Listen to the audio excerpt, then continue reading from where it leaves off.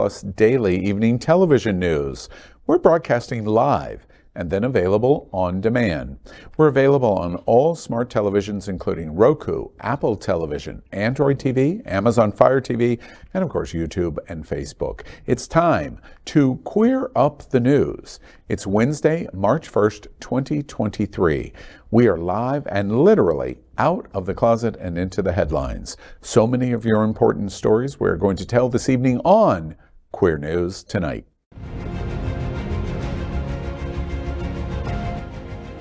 This is the world's first live daily LGBTQ evening news show, literally out of the closet and into the headlines on Queer News Tonight with Al Ferguson. I'm your anchor at Queer News Tonight, Al Ferguson, and this evening we bring you the news of and a perspective representing the LGBTQ plus community from South Florida, America, and across our planet. This is the world's first and only unedited live LGBTQ plus evening news show. Whatever happens unique in LGBTQ plus news, you will see it and hear it. Hotspots Magazine Happening Out Television Network is a nonprofit 501c3 media company in the same models of PBS and NPR, but designed for our LGBTQ plus community. Our mission is to support the 10 pillars of our LGBTQ plus community. We want to inform and educate the key issues of our Black community, Latino, lesbian, trans, student youths, seniors, HIV/AIDS healthcare, business, political advocacy, and faith. Help us support our community. We are part of the largest LGBTQ plus media companies in America, Hotspots Magazine and Happening Out Television Network.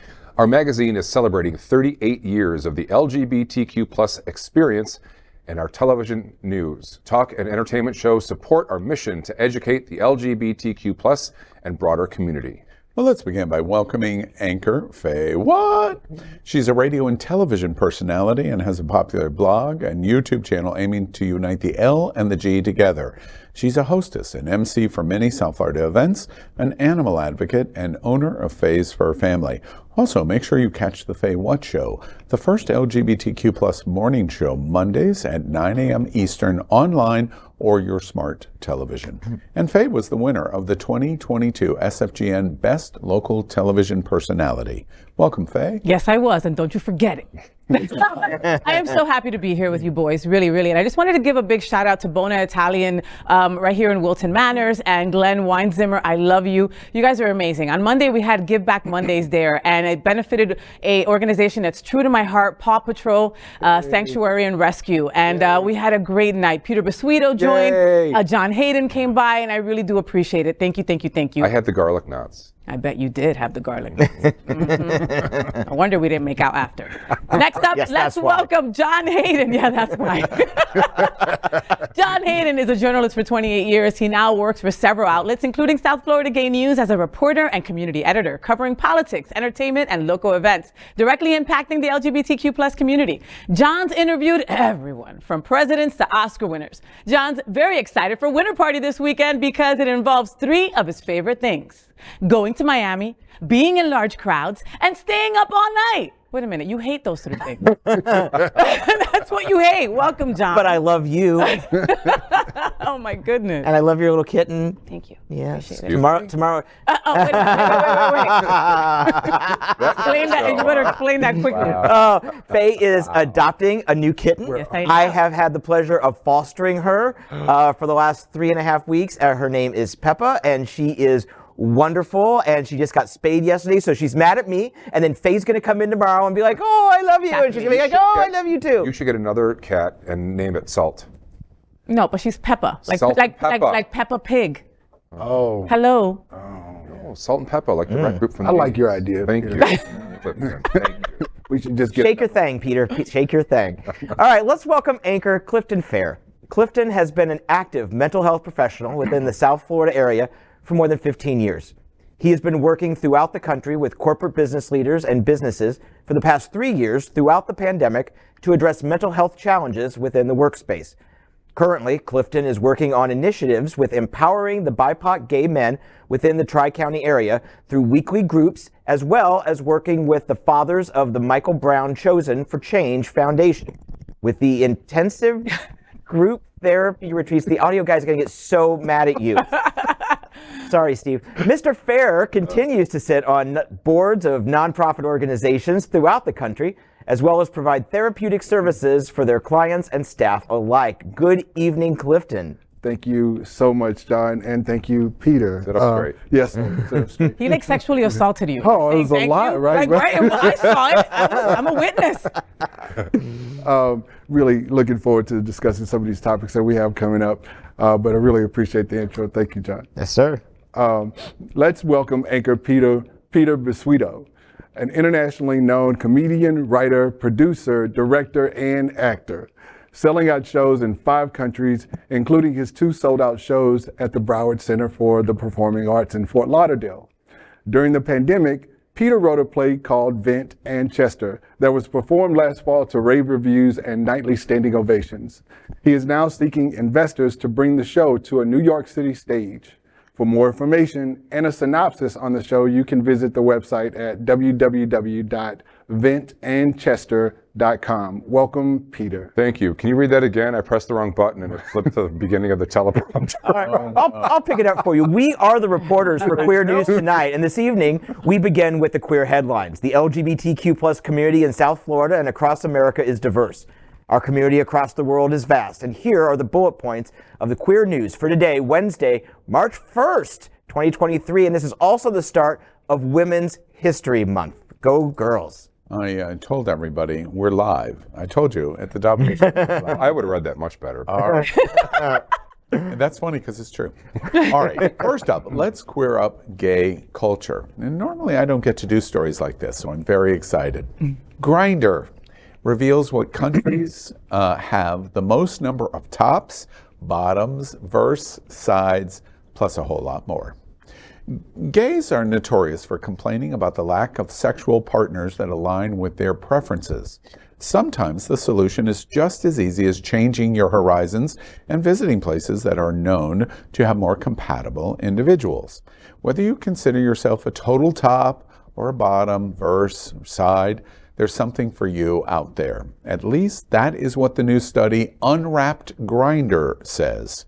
Here is a list of countries with the most of those preferences.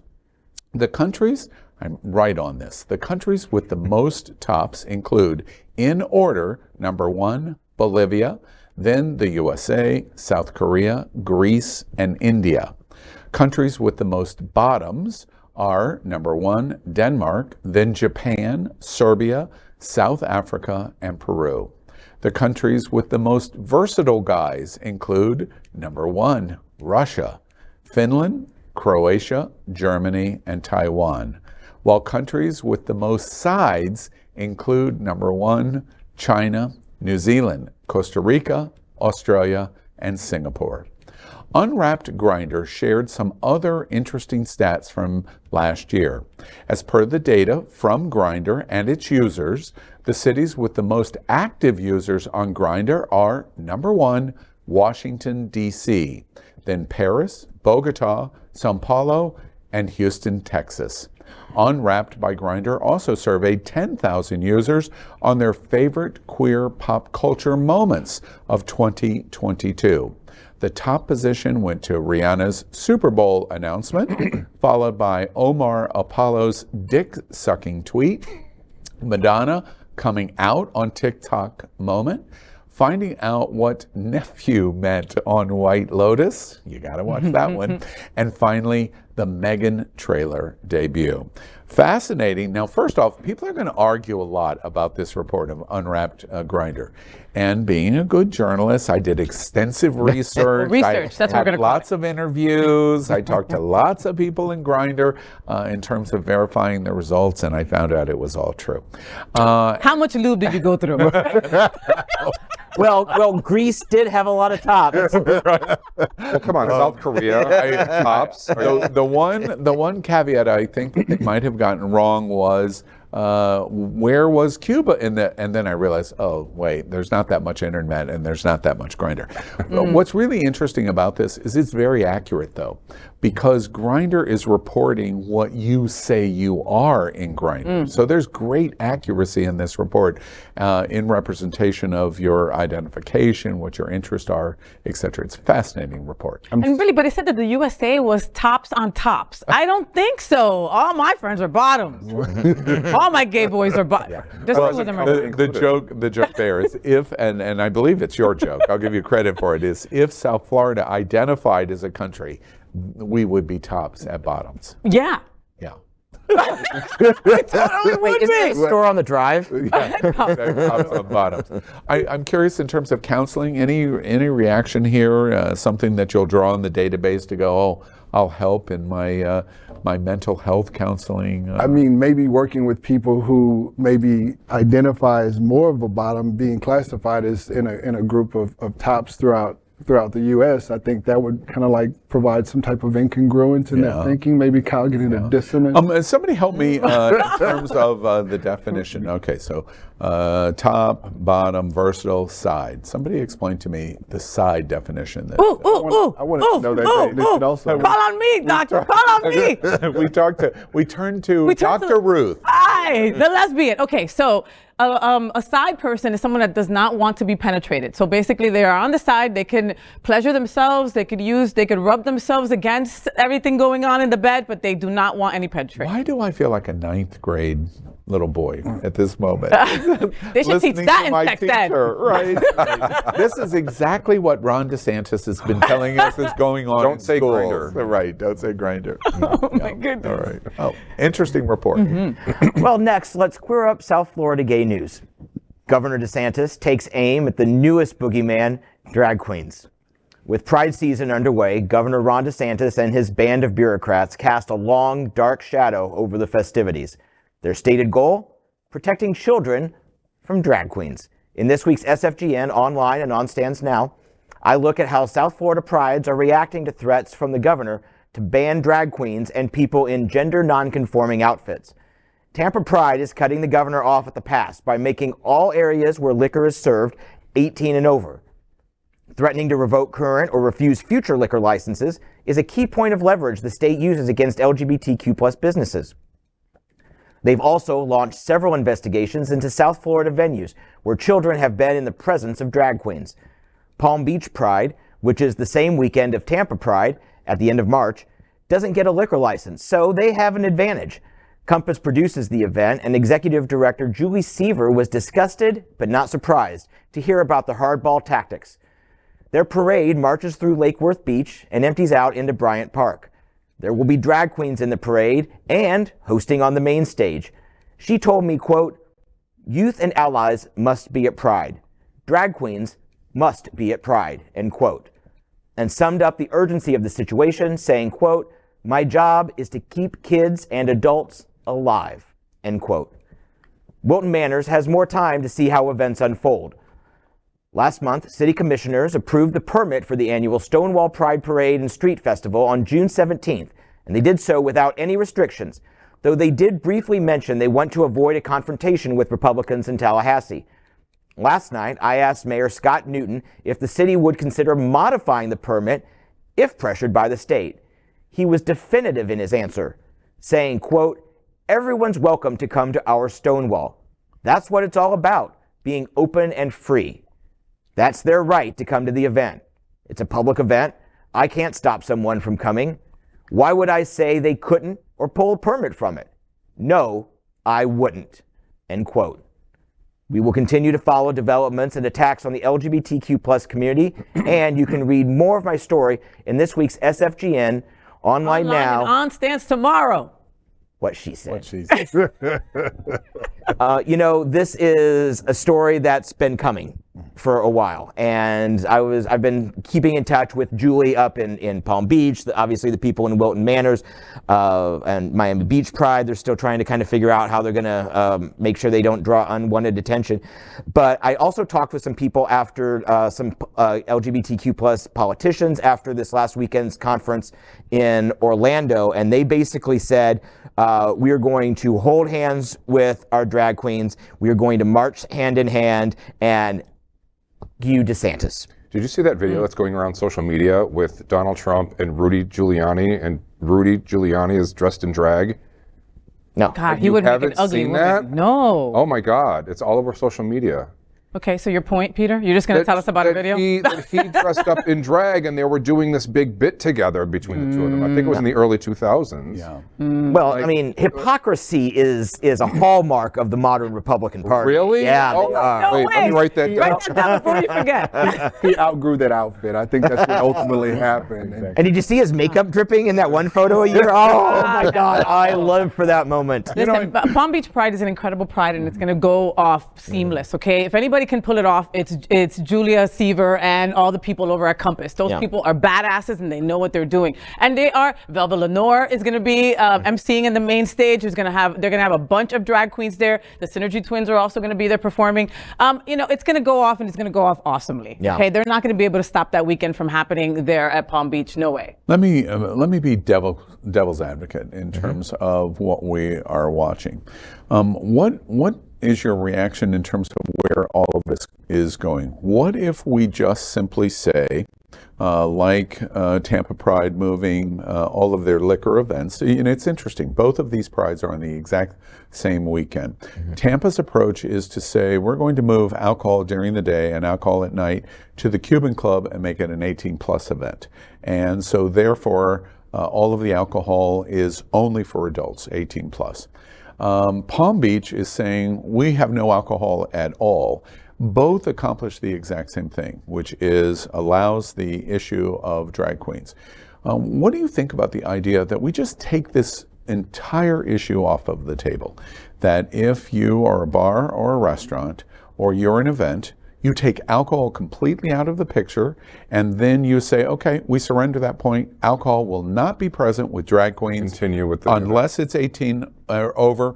And now Ron DeSantis, shut the hell up. What do y'all think about that? Well, I think it's a stopgap measure, because Tennessee is already showing us they're just going to ban drag queens in the state. If you're in a gender non-conforming outfit, it's a misdemeanor the first time, felony the second time. I think it'll probably get us through this year, although Pride's, you know, this will all be at the culmination of session up in the legislature. So what could happen? You know, they could change laws. They could go the extreme route of Tennessee. This might get us through this year, but there's a bigger confrontation coming. The question, and due respect, that it takes off the track of the point that I was making, because alcohol is the only wedge that they have.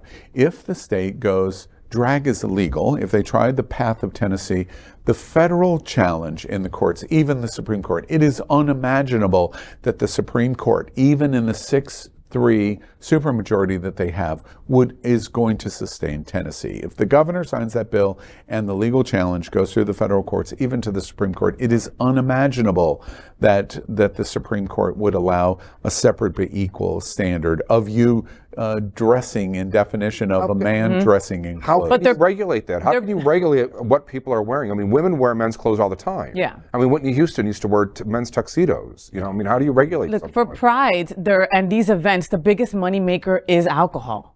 Al, that is like by far the biggest, okay? And if they're gonna stop us from selling alcohol at our prides, then close down Twin Peaks, close down Hooters, okay? Because all those places are sexualizing the women, and there's kids there with their families. Again, you get into the legal challenges. You've made that point repeatedly. It's a very, very good one. That is a legal challenge under separate but equal standards in the Constitution. Courts will decide that. But my broader question is, can the LGBTQ community get to the point of going, okay, we surrender this point. No drag and alcohol except for adults. Could we get to that point and just end this conversation? I hope not. I hope not. I hope not also. I really do hope that we don't actually turn over or roll over and play dead on this issue. I think it's really important that we actually allow the kids to come and participate in every function of Gay Pride, as well as be able to support and provide those local businesses with an opportunity to grow and build their And business. make money. Yeah. Again, Like to they are give you- supporting those parades. To give you the opportunity, Palm Beach says we have no alcohol. The drag queens are going to be present. Tampa says we contain our alcohol into a club location where you can the only way you can get access to this location is being an adult. So they are keeping drag queens in front of the entire community, including children, by either strategy. Either strategy is a successful defeat of Ron DeSantis. But I say that Please. along the drive there are bars that we can't necessarily. We would just ask them to like close their doors during the parade, or they can't be open during the hours of the parade. Not sell liquor Well, during that time. the drag queens wouldn't be there under their umbrella, under their At the bar. At the bar. They would just be walking past, just like they would any other night on the drive, because they're not performing at the pub. They're marching in the street. They're a part of our community, though. Oh yeah, Right, yeah. right. It's So, like, splitting hairs, which I yeah. used to have. Again, I want to try to refine, because I think your observations on this subject are really valid. If Tampa Pride on 7th Avenue in Ybor contains alcohol in the Cuban American Club, Tampa Pride takes themselves off any potential hook with DPR. Then, if a bar on the bar, in terms of the internal presence of the bar, allows children access where drag queens are performing, the bar is taking action. But the two events are not combined anymore. So the bar has no issue because there's no alcohol with the Pride Festival parade. And the bar is not going to allow children into the bar if drag queens are performing or hosting on the stage. So they have effectively defeated the governor in what he wants to do. Is that a standard that the LGBTQ community in Stopgap will say, okay, we're going to bring an end to the Our House situation, we're going to bring an end to the Lips situation, and we're going to bring an end to our Pride situation? No. Can we accept that? No, I can't. I can't accept that, because drag queens are not. It's not about sex when it comes to drag queens. Drag queens They're are entertainers. entertainers. It's an That's what art. they Okay, are. it's not a strip club that you can't take an under 18-year-old kid to. It's a performance. So no, Do you all agree with that? Of course. Listen, Yes. I understand. I understand that Palm Beach Pride has to do what they have to do for this Pride, and I totally get it. And I don't think anything less of them for doing so. Okay, but this is a good way to just get through this Pride. Okay, but for next year, do not roll over like that. Okay, all right. I have a better solution. Okay. Just ban the children. Ban the children. Yeah, they're not allowed to go. No, Well, Peter, it's a family event. Yeah, and you're not getting. They're already being shut down as Oh far my as like their own. God. respective Guess who at the table does not like understanding kids? of education. So, yeah, right. Oh well, yeah, right here. Wait. Or reroute the parade in front of Ron DeSantis' house. Yeah. Okay. So thanks, Peter. One last point that I want to make. And remember, I'm being devil's advocate in propelling the conversation. If we're not willing to accept, there can be only two outcomes. There's only two outcomes to this conversation, and I want to point them out. One of which is, now we understand the chill effect that Ron DeSantis is so successful at. Because the only way to do what all of you said is to fight. That's the only solution. Because he has the power in his seat, he has the supermajority in the House and the Senate, and he has unlimited resources representing the state of Florida. So he can take on poor little Our House, or he can take on Lips, or he can take on poor little Tampa Pride, and he will win. Unless you fight. And it's a legal action that is gigantically expensive. And the threat creates chill. So we either surrender and find an alternative, or we fight, and it's dramatically expensive. The only other alternative is to get the F out and vote and change the people who are representing us. And let's Those are face the it, gays only are good at two fighting. alternatives. We're good at fighting. Okay, well then we have to decide, because we're at it. And my questions to you are going, I hear you loud and clear. No, we're not accepting this. Well, that means we're going to pony up in the finance expenses of the lawsuits, or we're going to get out and vote. Those are our only two alternatives. Which they should have done already. Vote. Next up, let's queer up education. As expected, it only took a year to expand Don't Say Gay law. Florida Representative Adam Anderson, a Republican elected in 2022, filed a bill that purportedly sets policy relating to a person's sex while at public K-9 education institutions. The bill defines sex as binary and says it must be treated by the state as an immutable biological trait. The legislation, House Bill 1223, says it prohibits specified actions relating to the use of certain titles and pronouns and revises requirements for instruction on sexual orientation and gender identity in public schools. And while supporters of last year's Don't Say Gay law frequently stressed an outright prohibition on discussion of gender identity and sexual orientation only applied to classroom instruction in kindergarten through 3rd grade, the new bill would expand that through grade 8. The end of middle school in most Florida districts. It also extends the requirement back to pre-kindergarten. As per the new bill, the employees, contractors, or students of a Florida public K-12 school will not be required to refer to others using a preferred personal title or pronoun if it does not match their sex, according to the proposed bill. Additionally, doing so cannot be required as a condition of employment, enrollment, or participation in any programs for public K-12 educational institutions. Should Anderson's bill pass, it would take effect on July 1st. It seems the Don't Say Gay law has taken a worse turn in just 1 year of its passing.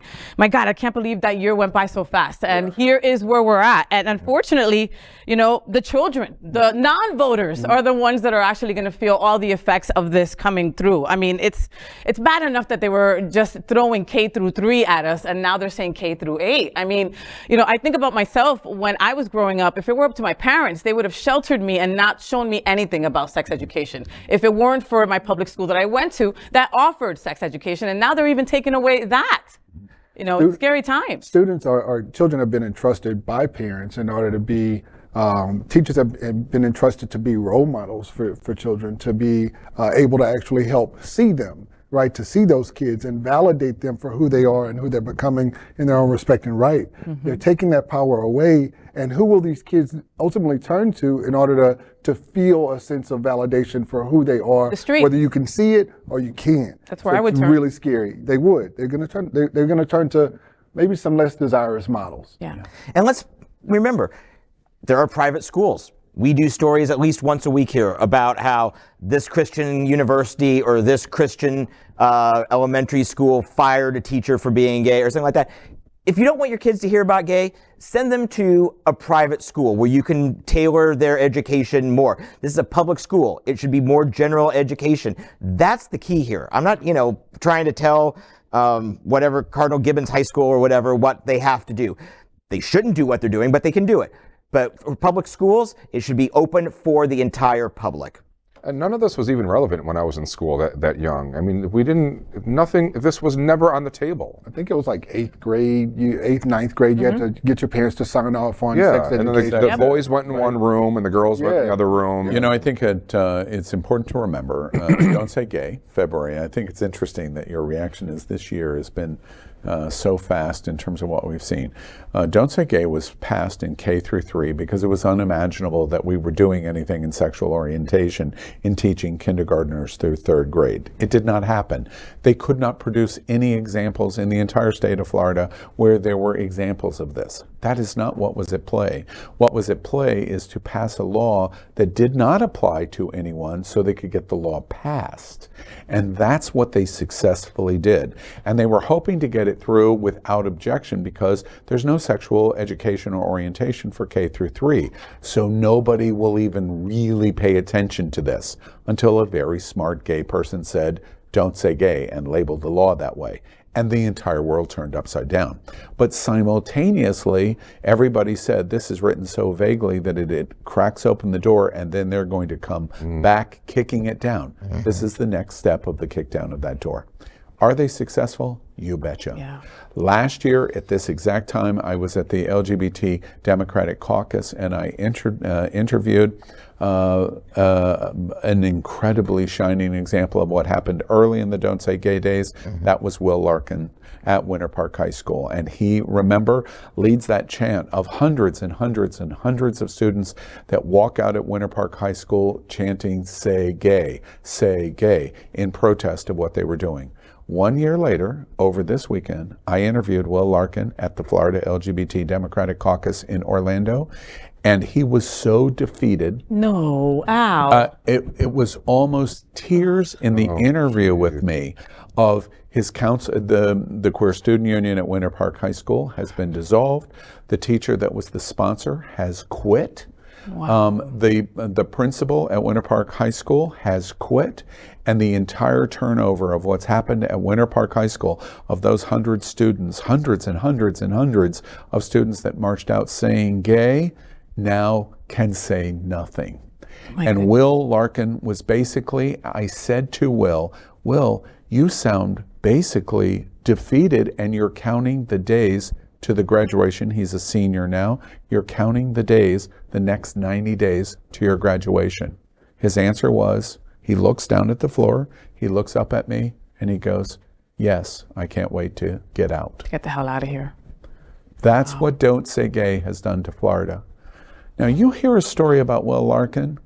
Where the hell is our community? Where the hell is the LGBTQ community? You're watching The Next Step. You're watching it. And we have to decide what we're going to do, because we're losing our children in school. Next, let's queer up health. It's a crisis as 1 in 4 Black trans youth attempted suicide in 2022. New study. GLAD CEO Sarah Ellis says that LGBTQ plus communities face increased hate crimes as anti-LGBTQ plus rhetoric drives violence. According to a new research brief from the Trevor Project, 1 in 4 Black transgender non-binary youths attempt suicide in the previous year, a figure twice the rate of their Black cisgender peers. The Trevor Project calls the situation, open quote, a public health crisis that deserves immediate attention, end quote. The results were among key findings of the latest brief by the Trevor Project as it combs through data collected from nearly 34,000 LGBTQ plus young people nationwide for its 2022 National Survey on LGBTQ plus youth mental health. Of 3,008 survey respondents who identified as Black, 25% of those also identifying as trans or non-binary reported attempting suicide in the previous year, compared to 12% of their cisgender peers who identified as gay, lesbian, or bisexual. According to Jack Turbin, director of the Gender Psychiatry program at the University of California, San Francisco, open quote, this report is yet another piece of evidence that we aren't doing enough to fight for these kids, end quote.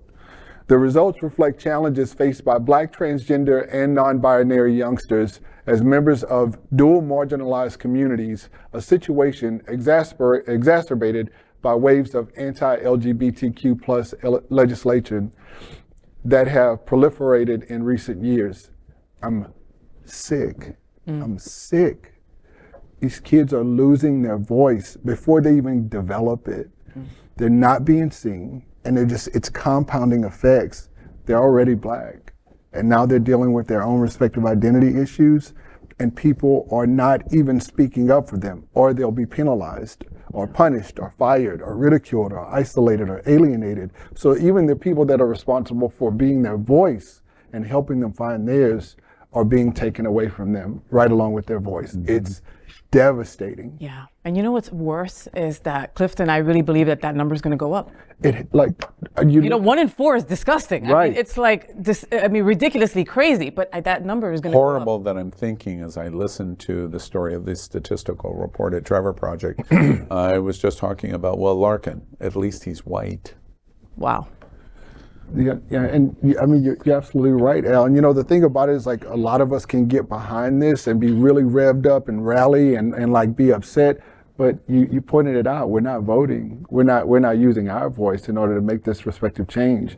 And in order for these kids to actually find a way, we're still responsible. The aunts, the uncles, you know, the community itself is responsible for reaching out to them in order to try and provide them with another way of connecting with not only themselves but support, in order to keep them away from trying to escape. Yeah, you know, who's not upset by this is Republican lawmakers. they're just fine with this, except that except that it's being published. That's all. Because I remember a couple weeks ago, we did a story that up in Duval County in Jacksonville, where they're not even allowed to do a survey for all kids, not just gay kids, not a gay survey or LGBTQ survey. They don't even want to know. They don't even want to know or any kids are thinking about suicide, being LGBTQ, nothing. They just don't want to know, and that's what makes them fascist murderers. You know, to that point, one more point before we go to Peter's story on drag. Oh, thank goodness. The saddest episode ever. And interesting, because I agree with you. I sat in a management meeting today, and one of the things that was talked about is, gosh, Queer News Tonight is just really... What a downer. Really... Thank goodness you bring that Latina girl there to just, Exactly, cheer it up. But my answer is, but that's the world we're living in. Unfortunately, it's the world we're living in, to the point of not even wanting to know the statistics here. When I make the just horrendous observation, well, Will Larkins, at least he's got something going for him. He's white. That's the issue here. When you do that story, what jumps off the page for me is this is a direct correlation in the black community of youth in America. Trevor Project says if you're black, 25 out of 100 black youth have attempted in some fashion suicide. Holy crap! If you were trans, rather. Holy crap in terms of that number if you're a black trans person. It's gone up 37%, Al, in 3 years. Yeah, and of course, with what we're watching. You contrast that number directly to the broad cisgender black community, which has its own set of problems. It's 12 out of 100. That is so critically important because you're now not comparing to black, you're not comparing to Latino, you're not comparing to white, you're comparing black to black. Yeah. If you're cisgendered black, 12 out of 100 have attempted to commit suicide last year. If you're in our community, especially specifically trans, 25 out of 100. It's a shocking number. And to John's point, there's whole swaths of political leaders in America and here in Florida that don't even want to hear the numbers. Don't tell me. Let's not try to find out because we don't care. How come the parents aren't being more involved and activists and getting involved with... There are rumors that there's lawsuits and stuff like that, but who knows? We'll know soon, hopefully. Well, on a lighter note, let's queer up drag culture. Dragula's Meatball delivers hilarious George Santos drag performance. Los Angeles drag queen and Dragula contestant Meatball delivered an absolutely hilarious performance as controversial Republican politician George Santos, including a transformation into his alleged drag persona, Kitara Ravashi. This took place during the latest edition of Sasha Velour's Nightgowns in New York City. After a clip montage of Santos's various scandals over the past few months, Meatball comes out in full politician drag to the tune of This Is Me from The Greatest Showman. Throughout the performance, Meatball starts to undress and transform into the Kitara Ravache drag persona, tacky red dress, shake and go wig and all. Meatball shared a clip of the performance on Instagram, which has received over 330,000 views. Watch this.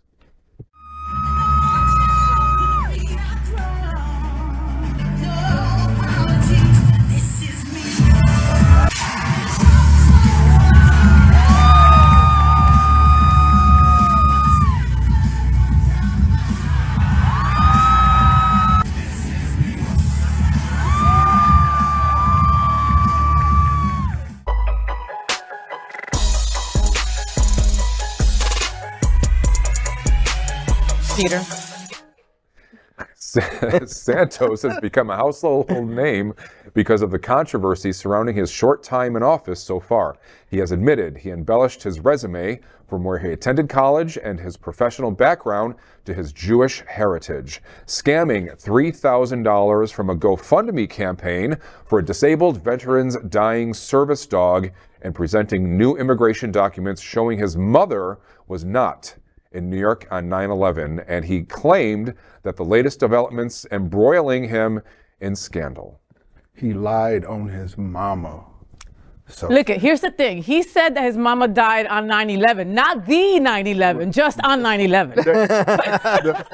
We have one every year. I mean, come on. there's that. I'm just saying. The funny thing is, the worst lie that he told wasn't that. The worst lie that he told was scamming the $3,000 out of the I dog was shit. so mad at that one. I was like, thought how of Faye. dare you? It was like, oh my God, I gotta talk Faye off the roof. I'm like scooting like 6 inches away out of my camera just so because she's going to blow up. Oh my God. But listen, is it just me or do a lot of people look like this George Santos guy, right? Because I swore I saw him at Thunderpuss. I swore that I saw him at the South Beach Food and Wine. So, I mean, I'm just saying, he looks like a lot of people. Well, the obvious answer to that is Ron DeSantos. Yeah, I saw the video, and like when they did a side by side of the Meatball and George. We're on a first name basis. Oh, I got it. It was Meatball and George. It was I couldn't tell which one was which. I just couldn't. They were like twinsies. Again, I'm just challenging you. Put the two pictures together, merge both pictures together, and you get Ron DeSantos. I'm just saying. Next, we are proud of our special partnership with Sunshine Cathedral, the world's largest queer church right here in Fort Lauderdale. Supporting that partnership, we're broadcasting from our permanent set here at Sunshine Cathedral at the Happening Out television studios. We broadcast Sunshine Cathedral's Sunday International Service at 10:30 a.m.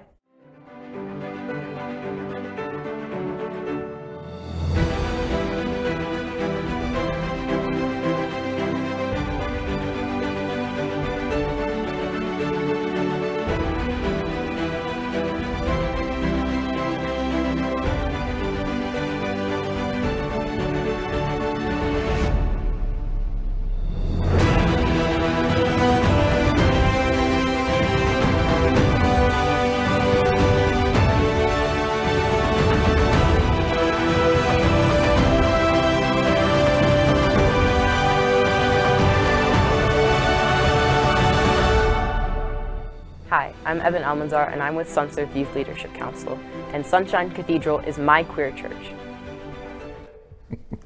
That's it, by the way. I'm the newest member of the Gay Men's Chorus. Oh, congratulations. Yay, look at you. All right. It reminded me because we rehearsed here, and we just had a rehearsal last night. Yay, look at I'm having a you. great time. That is I'm in the tone deaf section. Got it. That is, it's just me in the corner. It's funny because it's true. You're waving your hands. That is today's news for the LGBTQ plus community on the world's first and only daily LGBTQ plus evening news show. If our community is important to you, you know it is, share this news with your friends and family. Are you, like most of America, part of our very large television audience, watching this live LGBTQ plus news broadcast right now on, you see the logos around me, Roku, Apple TV, Android TV, and Amazon Fire TV. Thought that Fire TV was going to bite you. Queer News Tonight is the only live LGBTQ plus digital television show in the world that is out of the closet and into the headlines. We need your support. If our community is to grow, we must tell our stories and bring them to the attention of the broader world. This is the only place in the world that tells these types of LGBTQ plus stories in motion and sound. That is the passion of Hotspots Magazine, Happening Out Television Network, and Queer News Tonight. And by the way, all of the problems that I've been having recently with John Hayden, I called his father. He has just arrived in the studio. He's sitting in the studio audience right now. He wants to speak to you after the show. Hey, Dad. I asked him for a spanking. He said, Love okay. you. I'm your anchor, Al Ferguson, and on behalf of these LGBTQ plus reporters, the anchors of Queer News Tonight, including Fay What, John Hayden, Klifton Fehr, and Peter Bisuito, we will see you daily at 8 p.m. And to our LGBTQ world, we wish you Good night. Hey.